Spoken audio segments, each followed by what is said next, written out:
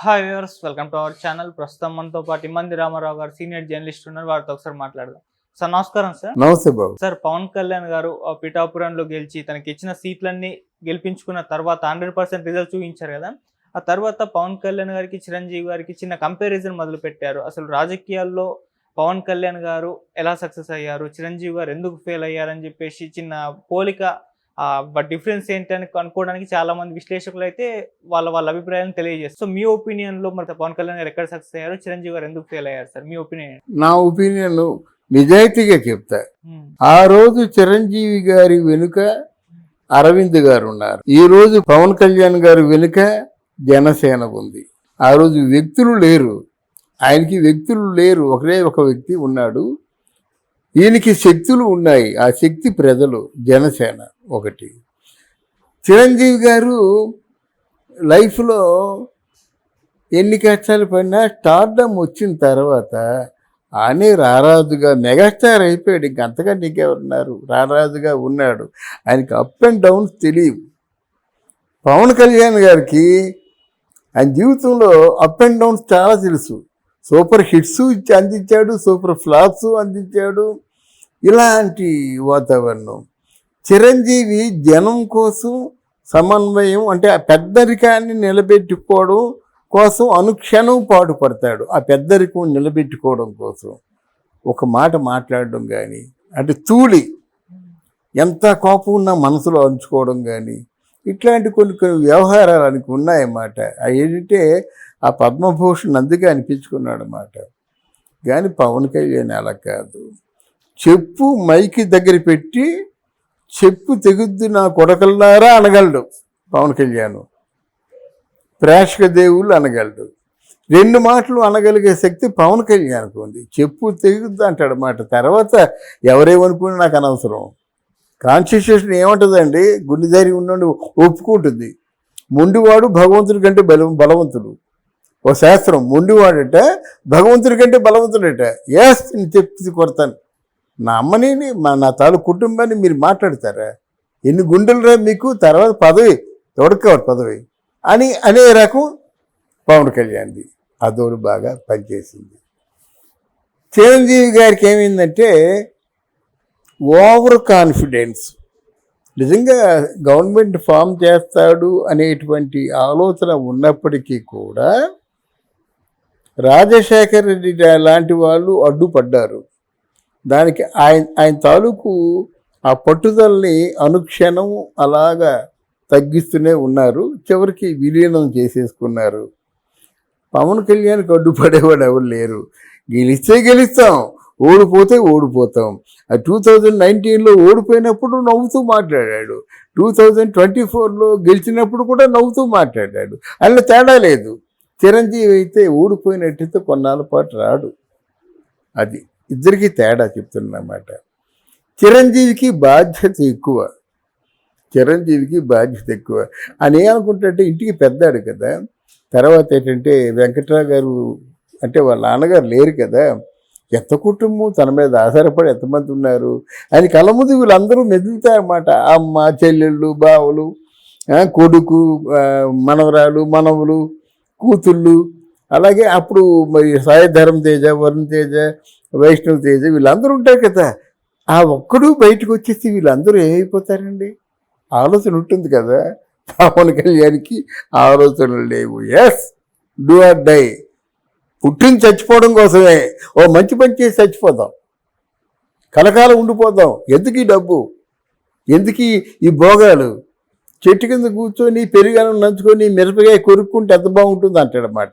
ఆయన భావాలు అయ్యి ఈయన చేయలేడు. మనసులో ఉన్నప్పుడు కూడా ఈయన చిరంజీవిగా చేయలేరు. ఇవన్నీ నిద్రాహారాలు మానుకోలేరు. మానుకుంటే ఇప్పుడు కూడా యాక్ట్ చేస్తున్నాడు కనుక గ్లామర్ ఏమైపోతుందో తెలియదు. ఆయన కొంత వయసు సహకరిస్తుంది. అన్నిటికంటే ముఖ్యమైనది ఏంటంటే కొంచెం అవమానాలు, తిట్లు, అవమానాలు, తిరిగి తిట్టడాలు చిరంజీవి లేవు. ఈయన ఎంతటి మనిషినైనా తిడతాడు. ఫర్ ఎగ్జాంపుల్, వేది మీద మీటింగ్ అంతా అయిపోయింది.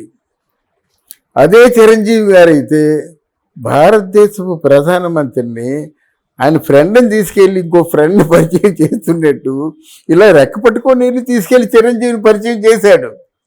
ఆ చిరంజీవి వచ్చేయడు, నమస్కారం పెట్టేస్తాడు, మిస్ అయిపోయిందిరా ఛాన్స్ అని మనసులో బాధపడతారు కానీ చేయడు. ఎలా కాదు కదా, ఈయన మనసులో ఏమి లేదు, ఈ క్షణాన నీ పదవి లేదన్నా ఎస్ ఓకే అంటాడనమాట. అందుకే మోడీ గారు చేయి పట్టుకొని తీసుకెళ్ళి అక్కడ కరచాలనం చేయించారన్నమాట. అంటే ధైర్యవంతుడు ఎప్పుడైనా సరే, ధైర్యే సాహసే లక్ష్మి అన్నారు. ధైర్యవంతుడు చాలా విజయాలను సాధిస్తాడు. మోదీ గారు చేపట్టుకొని తీసుకెళ్ళాలంటే మాట్లాడి భారతదేశపు ప్రధానమంత్రిని చిరంజీవి అలా చేయలేడు. అంటే ధైర్యం చేసి చేయి పట్టుకోలేడు. అంటే అది సున్నితమైన మనస్తత్వం, ఈయనది కరడుగట్టిన మనస్తత్వం, ఆయనది కాంప్రమైజింగ్ నేచర్ చిరంజీవి గారిది. ఈయన పొరపాటును కూడా కాంప్రమైజ్ అవ్వరు. ఆయనది ఏంటంటే బాధ్యత గల ప్రవర్తన. ఈయనకి బాధ్యత లేదని చెప్పను కానీ ఈయన ప్రజల మధ్య తిరగాలి, ప్రజలతో మమేకం అవ్వాలి, ప్రజలకు ఏ పార్టీ మంచి చేసినా తన ఆనందంగా ఫీల్ అవుతాడు. అంటే ఎలక్షన్లో ఇప్పుడు ఏదో మినిస్టర్ చేయడం చెప్పడం కాదు, మామూలుగా ఆర్టిస్ట్గా ఉన్నప్పుడు కూడా ఎవరు తన సహాయాన్ని కోరుకున్నా, తనకు ఉన్నా లేకపోయినా దాన ధర్మాలు. లేకపోతే ఏంటండి, ఆ సైనికులకి ₹1,00,00,000 ఇవ్వడమా? మరి జగన్మోహన్ రెడ్డి ₹500 ఇచ్చాడు. ఎక్కడ తేడా? అంటే ఏంటి, మీకు ఈ డబ్బు మనం తెచ్చుకుంటే వచ్చింది, ప్రజలు రాక ప్రజల కష్టాలు తీరుస్తుంది కదా డబ్బు. ఆలోచన ఈంది. ఇప్పుడు నేను ఉన్న డబ్బు నేను ఖర్చు పెట్టినట్టయితే నా ఫ్యామిలీ అంతా ఏమవుతుంది, మరి మెయింటెనెన్స్కి ఏమవుతుంది? ఇప్పుడు 50 కోట్లు ట్యాక్స్ కడుతున్నప్పుడు ఎంత బాధ్యత ఆయనకు ఉంటుంది చిరంజీవి గారికి. అంటే మొన్న చెప్పిన మాట అది, 50 కోట్లు ట్యాక్స్ కడుతున్నా మా బాధలు అర్థం చేసుకోండి అని. ఇది అలా కాదు, ఉన్నది 51 కోటి అయితే 50 కోట్లు ట్యాక్స్ కట్టేస్తాడు ఈయన. ఆ 1 కోటితో మళ్ళీ వస్తుంది అనేటువంటి ఆలోచన అన్నమాట. అందువల్ల ముఖ్యంగా రాజశేఖర రెడ్డి అడ్డం పడి కాంగ్రెస్ పార్టీలో బలవంతంగా విలీనం చేశారు ఒకటి. రెండవది, ఆయన ఇంట్లో ఉన్న కుటుంబ వర్గాలు కానీ ఎవరు ఆయనతో ఉన్నవాళ్ళు ఓడిపోయేసరికి లేదు నాయన నువ్వు మా పార్టీని మెయింటైన్ చేయలేము, 18 మంది ఎమ్మెల్యేలు ఉన్నారు, వాళ్ళందరికీ ఆఫీసు భవనం అంతా మెయింటెనెన్స్ అంతా ఉంటుంది కదా. ఆ పార్టీ మెయింటెనెన్స్ ఎమ్మెల్యేలకి మంత్రులకి కాదు, పార్టీ కోసం తిరిగిన వాళ్ళు ఉన్నారు కదా, వాళ్ళకి ఏదో తృణమో పనమో ఇవ్వాలి కదా. ఈ ఆఫీస్ మెయింటెనెన్స్, పార్టీ మెయింటెనెన్స్, అక్కడ కొంతమంది స్టాఫ్ని పెట్టడం ఇవన్నీ కుదరదని చెప్పేసి వాళ్ళు విలీనం చేయడం. ఏదేమైనా రాజకీయాల్లో దిగకూడదు, దిగిన తర్వాత వెనక్కి వెళ్ళకూడదు. అలా వెనక్కి వెళ్ళిన వ్యక్తి చిరంజీవి గారు. సాహసించి చావు నాకు ఒక్క క్షణం, చావు అంటే నా లెక్కలేదన్నారు చూసారా, ఆ ఒక్క మాటే పవన్ కళ్యాణ్ని ఇంత ముందుకు నడిపించి ప్రాధాన్యత ఉన్న శాఖల్ని అంటగట్టాడు ఆయన. ఆయన నిజంగా పవన్ కళ్యాణ్ చేతి నిండా పని ఉంటుందన్నమాట. ప్రతిరోజు కూడా జనంలో ఉండాలి.